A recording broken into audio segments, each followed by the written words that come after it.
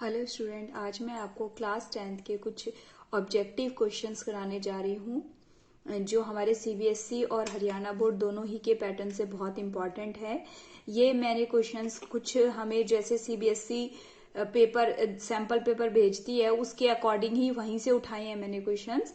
कुछ स्टूडेंट्स की डिमांड आई थी कि मैम आप वो क्वेश्चंस करा दो, तो उन्हीं के अकॉर्डिंग मैं ये क्वेश्चंस करा रही हूँ। अभी थोड़े से क्वेश्चंस कराती हूँ, फिर आगे जैसे टाइम मिलेगा मुझे आगे क्वेश्चंस कराऊंगी। बेटा देखो, फर्स्ट क्वेश्चन है हमारा, let a and b be two positive integers. अब हमारे पास ए और बी जो है दो पॉजिटिव इंटीजर्स हैं, सच दैट इस तरह से हैं कि जो ए है वो पी की पावर 3 क्यू की पावर 4 और जो बी है हमारा पी का स्क्वायर और क्यू की पावर 3, जहां पर पी और क्यू जो है हमारे प्राइम नंबर्स हैं। बेटा प्राइम नंबर्स आप सबको पता होगा, जो केवल अपनी टेबल से ही जाते हैं उनको हम प्राइम नंबर्स कहते हैं।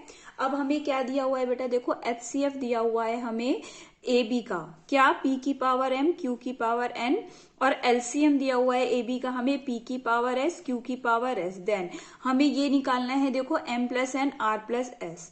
ठीक है, अब यहाँ पर आप ये मत समझना सिंपल सिंपल क्वेश्चंस आते हैं कि डायरेक्ट आपको एचसीएफ निकालना है या डायरेक्ट आपको एलसीएम निकालना है, ऐसे नहीं होता है।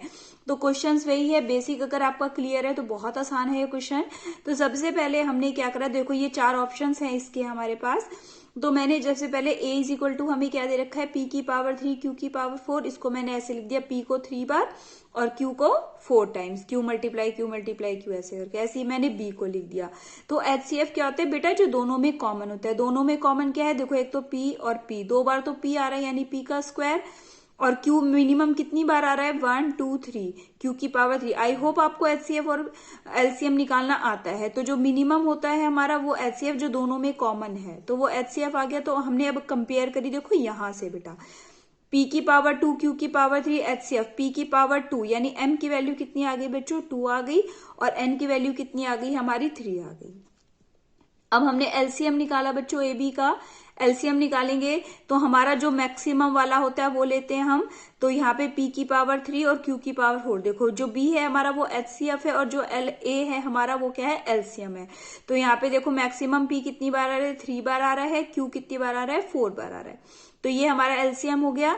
अब हमने इससे कंपेयर करी बच्चों, p की पावर r और q की पावर s से, तो r कितना मिल गया मुझे, 3, यहां से कंपेयर करो, r कितना मिल गया, 3 मिल गया, और s कितना मिल गया, 4, तो r 3 हो गया, s 4 हो गया। अब हमें ये निकालना है बच्चों m प्लस एन और r प्लस एन। देखो m प्लस एन यानी 2 प्लस 3 5, और 3 प्लस 4 r प्लस s यानी कि 7, तो 5 इंटू 7 35। तो ऑप्शन नंबर सी हमारा सही हो गया बच्चों। नेक्स्ट क्वेश्चन करते हैं। अब देखो हमारा सेकंड क्वेश्चन क्या देता है, तो सेकंड क्वेश्चन करेंगे। देखो let p be a prime number, हमें p एक प्राइम नंबर दे रखा है। The quadratic equation having its root as p of a factor, मतलब कि हमें एक ये कहा है कि p एक प्राइम नंबर है बच्चों, और इक्वेशन आपको ये दे रखी है हैविंग, और इसका जो रूट है, इसके जो रूट है उसमें p आ रहा है हमारा एज ए प्राइम फैक्टर। तो ये हमें चार ऑप्शन दे रखे हैं बच्चों। तो चार ऑप्शन है हमारे पास। तो चार ऑप्शन में देखो हमारा पहला option x square minus p x plus p equal to 0, दूसरा option x square minus p plus 1 x plus p equal to 0, तीसरा x square p plus 1 x plus p equal to 0, और चौथा option ये दे रखा है। तो देखो बेटा हमें जो ये चार है इनमें से एक चूज करना है, और उसमें हमारा p एक फैक्टर आना ही चाहिए। यानी कि p फैक्टर का मतलब क्या है हमारा, x minus p equal to 0, यानी x इज इक्वल टू क्या आएगा बच्चों, p आएगा। तो पहले यहाँ पे देखो, अगर हम यहाँ पे करना चाहे p के ऐसे फैक्टर की p आ जाए तो ये पॉसिबल नहीं है, तो फर्स्ट ऑप्शन तो पहले ही गलत हो गया हमारा। अच्छा अब सेकंड को एक बार छोड़ो, थर्ड वाला देखो, जैसे इस x की मैंने अंदर मल्टीप्लाई कर देती हूँ तो x square plus P x plus x plus में p आ जाएगा। इन दोनों में से मैंने x कॉमन लिया, क्या बच गया बच्चों, x प्लस p, और यहां से मैंने 1 कॉमन ले लिया, तो क्या बच जाएगा, x प्लस पी। तो ये क्या आ गया बेटा, x प्लस पी और x प्लस 1। जब हम इनको 0 के इक्वल रखते हैं तो हमारा क्या हो जाता है, एक तो माइनस का p आता है और एक माइनस का 1 आता है। तो ये ऑप्शन भी गलत हो गया, क्योंकि हमें क्या चाहिए बच्चों, प्लस का p। ऐसे ही अगर आप यहाँ पे देखोगे इन दोनों में से x कॉमन लेते हैं तो x माइनस पी आएगा, इन दोनों में से 1 कॉमन लेते हो तो p+1, मतलब यहाँ पर तो आएगा x माइनस पी और यहाँ आया p+1, तो ये ऑप्शन भी गलत और ये सी ऑप्शन भी गलत। अब हम ये जो बी ऑप्शन एक बार ट्राई कर लेते हैं, क्या ये वाला भी सही है या नहीं। तो मैंने x², अब देखो x की मल्टीप्लाई मैंने अंदर की, तो यहाँ पे क्या आ गया माइनस का px, और यहाँ पर बाहर माइनस है तो अंदर का साइन चेंज होके माइनस का x प्लस p हो गया बच्चों। अब देखो इन दोनों में से मैंने x कॉमन लिया, तो ये क्या आ गया हमारा x माइनस पी आ गया। अब यहां से हमने 1 कॉमन लिया माइनस का, तो यहाँ पे क्या आ गया x माइनस पी आ गया। अब x माइनस पी यहाँ पर आ गया और x माइनस 1 आ गया, तो x की वैल्यू क्या आ गई बच्चों 1 आ गई और p आ गई, तो यानी p एक ऐसा फैक्टर हो गया इसका, तो इसका ऑप्शन नंबर हमारा बी सही आ गया। नेक्स्ट क्वेश्चन करते हैं बेटा। Let alpha beta are the zeros of a polynomial f x is equal to this, यानी कि p x square plus 2x plus p and alpha plus beta is equal to alpha beta, then p is. अब आपको कहा है कि एक ये आपको दे रखी है P x square minus 2x plus 3p, इसके जो जीरोज हैं आपके क्या है बेटा अल्फा और बीटा है, और आपको ये कंडीशन दे रखी है alpha plus beta is equal to किसके इक्वल है अल्फा बीटा के, तो p की वैल्यू पूछी है बच्चों आपसे। तो ये 4 ऑप्शन है हमारे पास। तो सबसे पहले हमें पता होना चाहिए अल्फा प्लस बीटा किसके इक्वल होता है बेटा, sum of the roots is equal to होता है माइनस का b अपॉन a के। तो माइनस बी कितना है बेटा यहाँ पे हमारा माइनस का 2, तो माइनस ऑलरेडी लगा दिया और यहाँ पे आ गया माइनस का 2 बी यानी कि अपॉन में ए आ गया हमारा, और अल्फा इंटू बीटा क्या आ गया सी बाय ए। ठीक है, आपको पता होगा अल्फा इंटू बीटा क्या होता है बच्चों सी अपॉन ए होता है। सी कितना है हमारा 3p और ए कितना है हमारा p, तो 3p अपॉन p। अब हमने इसके अकॉर्डिंग देखो जो हमें गिवन कंडीशन है उसके अकॉर्डिंग अल्फा प्लस बीटा कितना है हमारा 2 अपॉन p, और अल्फा इंटू बीटा कितना है p से ये p कट जाएगा हमारा, यहाँ पे काट दिया 3, तो p की वैल्यू कितनी आ गई बच्चों 2/3 आ गई। तो इसमें से कौन सा ऑप्शन सही हो गया, बी ऑप्शन सही हो गया बच्चों। नेक्स्ट देखो, if the system of the equation 3x plus y equals to 1 and 2k minus 1 x plus k minus 1 into y equals to 2k plus 1 is inconsistent. बेटा ये इन रह गया था, मैंने ऊपर लिख दिया है देखो inconsistent, then k equals to, ये इनकंसिस्टेंट का मतलब क्या होता है बेटा, ये पैरेलल लाइंस। इनकंसिस्टेंट का मतलब क्या है हमारा कि कोई सोल्यूशन नहीं है। देखो कंसिस्टेंट का मतलब है या तो यूनिक सॉल्यूशन होगा या इनफाइनाइटली मैनी सॉल्यूशन होगा, और इनकंसिस्टेंट का मतलब क्या है हमारा नो सॉल्यूशन। तो नो सॉल्यूशन की कंडीशन लगाएंगे a1 अपॉन a2, कंडीशन हमें पता होनी चाहिए a1 upon a2 is equal to b1 upon b2 is not equal to c1 upon c2। तो ये कंडीशन हमारी नो सॉल्यूशन की, नो सॉल्यूशन की इसलिए लगाएंगे क्योंकि इनकंसिस्टेंट यानी कि कोई सॉल्यूशन नहीं है। तो a1 कितना है हमारा 3, a2 कितना है मेरा 2k माइनस 1, b1 कितना है मेरा y का कोफिशिएंट 1 अपॉन में b2 कितना है मेरा k minus 1 is not equal to c कितना है मेरा 1, और ये c2 या माइनस 1 भी करोगे तो माइनस से माइनस कट जाएगा। बाई चांस आप सोचो कि मैम आप इधर नहीं लेकर आए हो तो माइनस से माइनस कट जाएगा, तो 1 अपॉन 2k प्लस 1। तो मैंने इन दोनों की क्रॉस मल्टीप्लाई करी देखो, तो यहाँ पे क्या आ जाएगा 3k minus 3 equals to 2k minus में 1। तो k की वैल्यू कितनी आ गई बच्चों, ये 2k इधर आएगा तो माइनस का यानी कि k आ जाएगा, माइनस का 3 उधर जाएगा तो प्लस का 3 यानी कि 2 आ जाएगा। तो यहाँ पर इसकी वैल्यू कितनी आ गई हमारी k की वैल्यू 2, तो ऑप्शन नंबर हमारा ए सही हो गया। अब देखो हमारा नेक्स्ट क्वेश्चन है बेटा, if the vertices of a parallelogram PQR is taken in order PQR और then the coordinate of the fourth vertex S। तो हमें जो है एक पैरेललोग्राम है, इसके 3 वर्टिसेस आपको दे रखे हैं और इसका फोर्थ वर्टेक्स आपको निकालना है। तो हमें ये पता होना चाहिए पैरेललोग्राम की प्रॉपर्टी क्या होती है बेटा, कि इसकी जो अपोजिट साइड्स होती हैं वो क्या होती है हमारी इक्वल और पैरेलल होती हैं, और जो इसके जो डायगोनल्स होते हैं वो बाइसेक्ट करते हैं। बाइसेक्ट का मतलब OS किसके इक्वल है OQ के, और OR किसके इक्वल है OP के, यानी एक ही पॉइंट पर बाइसेक्ट करते हैं। तो बाइसेक्ट करते हैं तो यानी कि ये जो O है ये RP का भी मिड पॉइंट है और ये QS का भी मिड पॉइंट है। अब मिड पॉइंट फॉर्मूला हमें पता होना चाहिए x1 प्लस x2 अपॉन 2, और y इज इक्वल टू क्या होता है बच्चों y1 प्लस y2 अपॉन में 2, ये मिड पॉइंट फॉर्मूला है हमारा।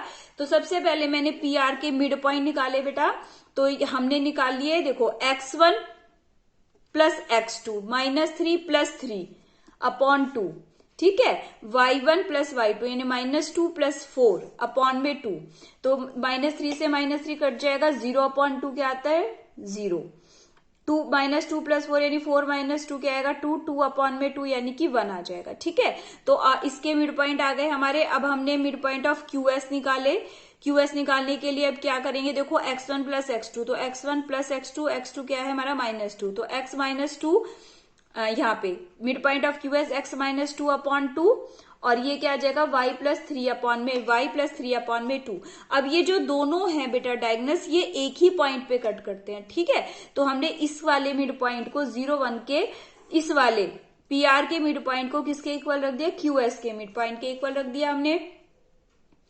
तो हमने 0, 1 x वाले के साथ x का कंपेयर, y वाले के साथ y का कंपेयर, तो 0 = x - 2/2।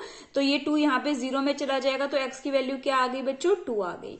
इस वाले को कंपेयर करो, y + 3/2 = 1 हो गया, तो ये 2 इधर गया, तो y = 2 इधर जाएगा और प्लस का 3 इधर आ जाएगा, तो y की वैल्यू कितनी आ गई बेटा, -1। तो फोर्थ वर्टेक्स हमारे क्या आ गए, 2 और -1।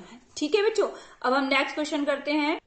6 क्वेश्चन है हमारा। देखो, ए ट्राइंगल ABC जो है हमें सिमिलर दे रखा है ट्राइंगल PQR के। अगर ABC जो है सिमिलर है PQR के और AM और PN जो है एल्टीट्यूड है, एल्टीट्यूड का मतलब बेटा 90 डिग्री।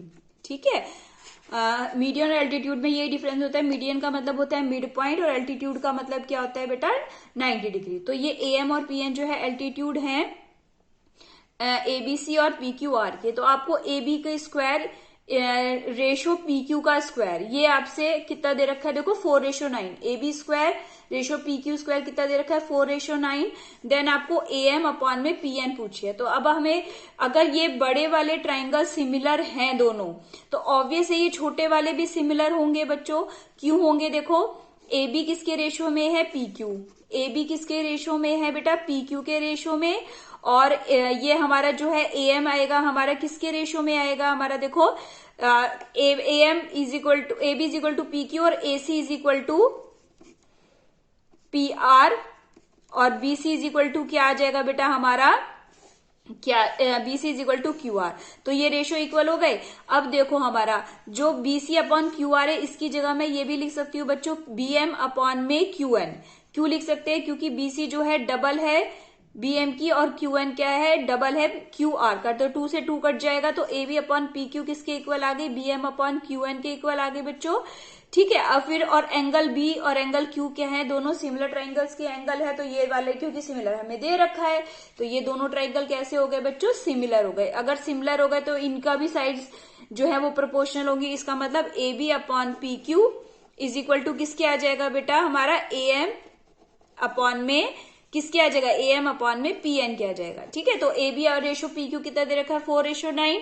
तो अगर हम AB रेशो PQ निकालेंगे तो कितना आ जाएगा बेटा, 2:3। तो AM/PN कितना निकल गया हमारा, 2:3। यानी कि ये वाला ऑप्शन हो गया हमारा सही बेटा। ध्यान रखना कि जब बड़े वाले ट्राइंगल सिमिलर होते हैं तो ये छोटे वाले ट्राइंगल भी सिमिलर हो गए, और अगर सिमिलर हो गए तो इनकी साइड्स कैसी हो गई, प्रोपोर्शनल हो गई। तो प्रोपोर्शनल हो गई तो हमने डायरेक्ट AB/PQ = AM/PN करके इसकी वैल्यू निकाली। हमें इसी का ही रेशो निकालना था। नेक्स्ट क्वेश्चन है बेटा हमारा। देखो, अगर x tan 60 cos 60 = sin 60 cot 60, then x = तो हमें x की वैल्यू निकालनी है। आप सबको आई थिंक ये वैल्यूज याद होंगी बच्चों। तो x tan 60, तो tan 60 की वैल्यू क्या होती है बेटा, ये ऑप्शन है हमारे 4।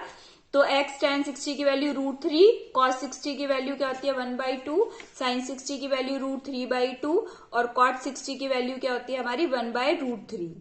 ठीक है, तो क्योंकि cot tan 60 की होती है √3, तो cot 60 की 1/√3, तो √3 से √3 कट गया बच्चों। अब ये जो 2 मल्टीप्लाई में था ये तो ऊपर चला गया, डिवाइड में जो था ये मल्टीप्लाई में आ गया, जो √3 इसके मल्टीप्लाई में था वो कहाँ आ गया बच्चों, इसके डिवाइड में। 2 से 2 कट गया, 1/√3। 1/√3 किसकी वैल्यू होती है बेटा, tan 30 की। इसमें से देख लो, cos 30 की √3/2, sin 30 की 1/2, cot 30 की √3, तो क्या ऑप्शन बचा हमारे पास, tan 30। तो इसका आंसर हमारा क्या आ गया, tan 30। नेक्स्ट क्वेश्चन बेटा, if sine theta plus cos theta is equal to √2 है, then tan theta plus cot theta निकालना है बच्चों हमें। ठीक है, तो हमें क्या दे रखा है, sine theta plus cos theta is equal to √2 दे रखा है। तो यहाँ पे हमने क्या करा, स्क्वायरिंग ऑन बोथ साइड। तो sine theta plus cos theta का whole square is equal to √2 का स्क्वायर हो जाएगा। अब इसको खोलो, a का स्क्वायर प्लस b का square plus 2ab, 2 sine theta cos theta, √2 का स्क्वायर क्या आ जाएगा, 2 आ जाएगा बेटा। अब sine square plus cos square theta क्या होता है बच्चों, 1 होता है, 1। तो ये जो 1 है ये उधर लेके जाएंगे तो 2 माइनस 1 क्या आ जाएगा, 1 आ जाएगा। अब ये हमारे पास एक फॉर्मूला होता है बेटा साइन 2 थीटा का। साइन 2 थीटा का फॉर्मूला क्या होता है, 2 साइन थीटा कॉस थीटा। तो यहाँ पे 2 साइन थीटा कॉस थीटा है हमारा, इसकी जगह हमने क्या लिख दिया, साइन 2 थीटा। और साइन 2 थीटा किसके इक्वल आ गया हमारा, 1 के इक्वल आ गया। और साइन में 1 किसकी वैल्यू होती है बेटा, साइन 90 की वैल्यू होती है। तो sine 2 theta is equal to sine 90, sine से साइन हट जाएगा तो 2 थीटा कितना आ गया, 90। और थीटा की वैल्यू कितनी आ गई हमारी, 45 डिग्री। अब हमसे पूछा क्या है, टेन थीटा और कॉट थीटा। तो हम रख देंगे बेटा यहाँ पे tan 45, थीटा हमारा 45 निकल गया ना, तो tan 45 प्लस कॉट 45। तो tan 45 क्या होता है हमारा, 1 होता है, कॉट 45 भी क्या होता है हमारा, 1। तो 1 + 1 कितना आ गया, 2। तो आई होप आप लोगों को समझ में आए होंगे बच्चों क्वेश्चंस। अब मैं फिर आगे के, अभी आज मैंने 8 क्वेश्चंस कराए हैं, मैं आगे फिर बनाऊंगी। अगर आपको वीडियो समझ में नहीं आती है या कोई प्रॉब्लम है तो मुझे कमेंट में लिखें, और फिर एक बार और दोबारा देखें। जितनी बार आप देखोगे उतनी बार आपको इसके जो बेसिक्स हैं वो क्लियर होंगे। और कोई भी क्वेरी हो तो मुझे कमेंट में जरूर लिखें। Okay, bye guys.